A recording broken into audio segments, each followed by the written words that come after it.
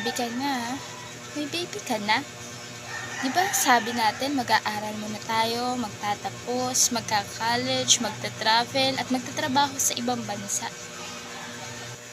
Alam ko, naaalala ko pa yun. Naiiyak din ako nung nalaman ko.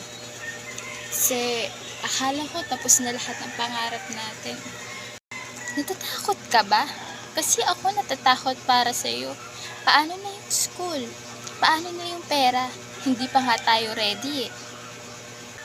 Oo, natatakot ako. Sobrang natatakot ako. Pero nung nakita ko siya, nung hinawakan ko siya, nawala yung takot ko. Napalitan ng yun na kailangan kong lumaban.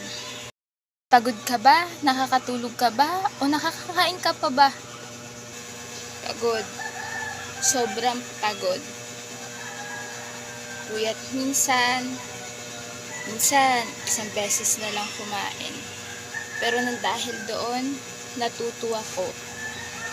Natuto akong lumaban. Natuto akong magsikap. Pinagsisisihan mo ba? Pinagsisisihan mo ba na naging nanay ka ng maaga?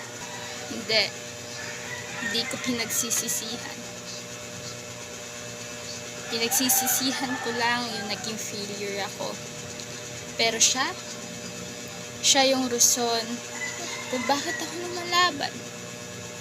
Siya yung rason kung bakit nagpatuloy ako. Nag-ALS ako. Bakit gusto ko magsurisan.